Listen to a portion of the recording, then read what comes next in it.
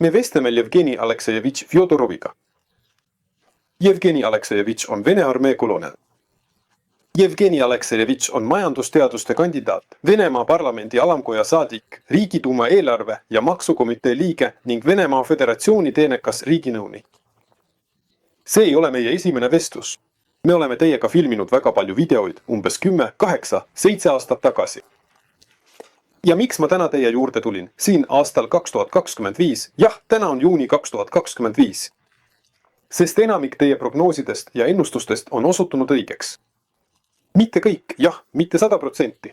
Aga siiski ma olen võrrelnud teid paljude teiste poliitikute, analüütikute ja YouTube'i lobamokkadega. Erinevate inimestega, ma võrdlesin teid kõigiga. Ja selgus, et teie prognooside protsent, mida te siis minevikus tegite, jah, see on väga kõrge. Te ületate kõiki. Teil on väga palju täppe, mis puudutavad seda, mis praegu toimub. Ehk siis see, mida te ennustasite, on täide läinud, kas täielikult või osaliselt, eks.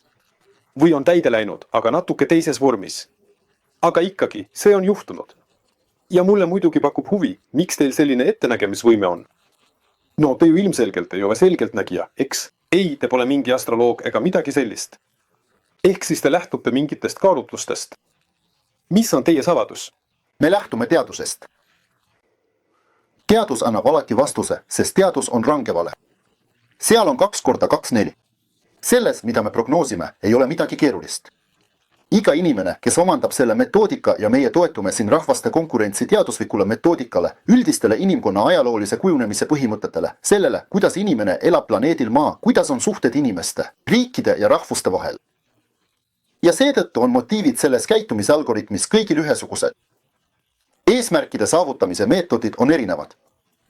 Seda teavad need, kes selles asjas orienteeruvad, kõige lähemal sellele on ajaloolased ja juristid. Nemad oskavad teile ka kõik prognoosid ette anda. Midagi keerulist pole, kui olete sellesse teadusesse, sellesse matemaatikasse süvenenud. Mitte igaüks ei oska kraane parandada. Aga on turumehed, kes oskavad seda teha. Asi pole selles, et nad oleksid geeniused, vaid selles, et nad lihtsalt teevad seda ja on seda teemat uurinud. Siin on samamoodi. See tähendab, et me mõistame, kuidas riikide vahelised suhted toimivad ja me mõistame, mille kaudu see toimub ja milline on selle suhte tulemus. Millele sa seda tugined? Siin. Riikide võistlus. Teeme seda nii. Riikide konkurentsiteooria. Jah. Planeedil Maa elavad inimesed kogukondades, mida nimetatakse hõimudeks, hiljem osariikideks. Nüüd nimetatakse seda rahvasteks, osariikideks, rahvasteks. Siin on loomad, nad elavad mingisugustes karjades, uhkustes, mingisugustes koolides. See on nende eluvorm. Ja need, omamoodi ühendused võistlevad omavahel. See on konkurents elukeskkonnas, jah, konkurents looduses. Siin elab inimene enne seda konkurentsi osariikides, rahvastes ja hõimudes. See tähendab, et riik, kui me võrdleme seda loomariigiga, on see omamoodi parv, eks? Jah. Mesilaspere. Või on see huntide kari? Pea seda sipelkapesaks. Sipelkapesa. Siin. Hea nimi. Siin ta elab selles, jämedalt öeldes, väga jämedalt öeldes, sipelkapesas. Ja võistleb teiste sipelkapesadega. Ja evolutsiooni tulemusena on tänapäeval alles 193 sellist sipelkapesa. Jah, seega lugesid sa kõik osariigid üle. Jah, mis on ÜROs registreeritud. Jah. Olgu. Ja see on siis rahvaste konkurents. See ongi rahvaste konkurents. Ja sellest tulenevalt kogu inimkonna elu on lakkamatud sõjad. See on selle konkurentsi eredaim ilming. Võtate ükskõik millise ajaloopiku ja vaatate, seal on tavaliselt lõpus ajalooliste sündmuste lühikirjeldus. Ja seal on teil ainult sõdade loetelu. Sõda, riigipööre, kukutamine, sõda, revolutsioon. See ongi rahvaste konkurentsi kontsentreeritud väljendus konkurentsivõitluse kõrgemal kujul, sõdade näol. Kõik sõjad käivad ainult territooriumide pärast. Tähendab, on ka sõdu, mis pole territooriumide pärast. Need on vahepealsed. Need ei ole tavaliselt nii mastaapsed. Iga suuremahuline sõda on kas piiride muutmise tulemus või kui piire ei muudeta, siis tähendab see mingist territooriumist loobumist. See tähendab, et see ongi võitlus, nagu loomadel elupaiga või kontrollpunkti pärast, kus näiteks mingi kari kontrollib just seda territooriumi. See tähendab, et riigid võistlevad omavahel, jah. Ja territooriumi tulemus on territooriumide vaheline konkurents. Ellujäämise nimel. Põhimõtteliselt on see ellujäämine, nagu loomadel, muidugi. Täiesti sama, jah. Jah. Ellujäämise nimel. See tähendab, kes jääb ellu, kes justkui neelab ja allutab kelle. Jääb ellu. aga kuna rahvus ongi, nagu me sinuga arutasime, nagu sipelgapesad, siis vastavalt sellele on omad toimimise reeglid. Inimesed on põhimõtteliselt igal pool ühesugused, olgu siin Inglismaal või Prantsusmaal. Aga just nende kogukond ongi see konkurentsilüli, just kogukond. Ja vastavalt sellele võimaldab territoriaalne laienemine sellel kogukonnal muutuda, neelates endasse teisi inimesi, kui nad on valmis selle kogukonna reeglite järgi mängima. Ja teises või kolmandas põlvkonnas unustavad nad juba, et nad neelati alla. See tähendab, et võitlus rahvuskogukondade ellujäämise eest on rahvaste võistlus. Jah, kogu planeedi maa territoorium on jagatud. Seega, kui sa tahad suuremaks saada, pead selle kelleltki ära võtma. Miks me ei saa koostööd teha? Sest nii inimese kui ka iga elusolendi motiivideks on konkurentsitihe laienemine. Jah, võib-olla saab huntlambaga koostööd teha, teoreetiliselt lambaid karjatada ja piimast süüa. Aga looduses see nii ei ole. See on elu. Oletame, et Jumal või miski muu korraldas elu täpselt nii, nagu see on.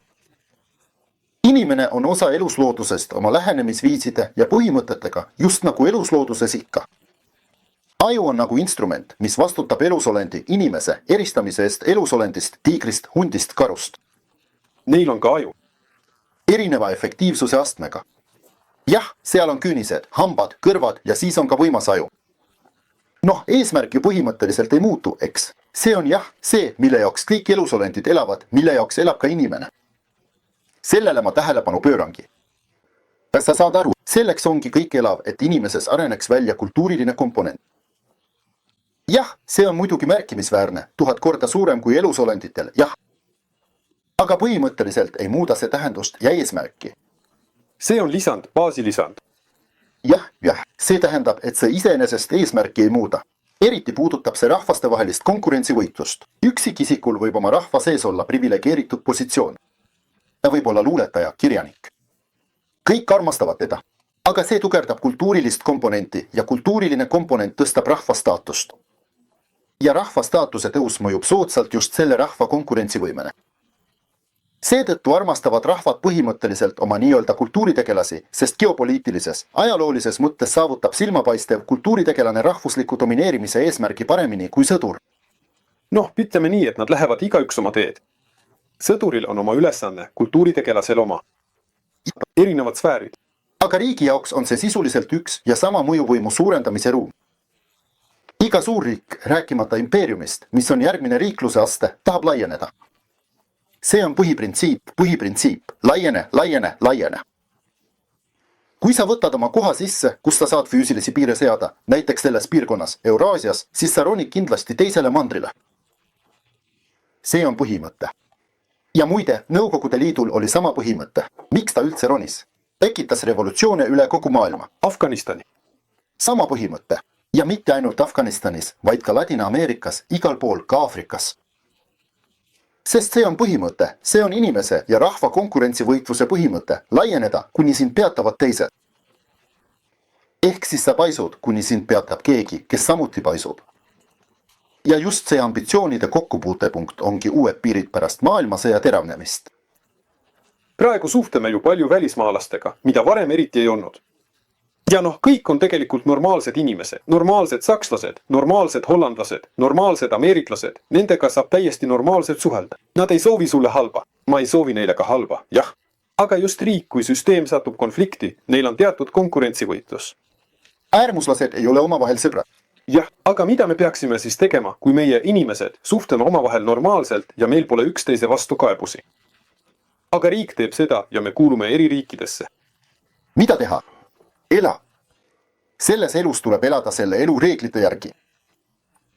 Kui te ei taha, et just teie põlvkonnal oleks probleeme, siis inimühiskonnas on välja kujunenud teatud mehhanismid. Näiteks võtame bandiidid. Neilgi on omad suhtlusreeglid, eks? Jah, nad võivad üksteist peksta ja tappa, aga neil on siiski mingid reeglid. Ja need reeglid näiteks on kujunenud välja teatud rituaalidena. Seda me nimetamegi õiguseks. Ehk siis enne õigust olid rituaalid, mis hiljem arenesid õiguseks konkreetsete teaduste ja dokumentide kujul.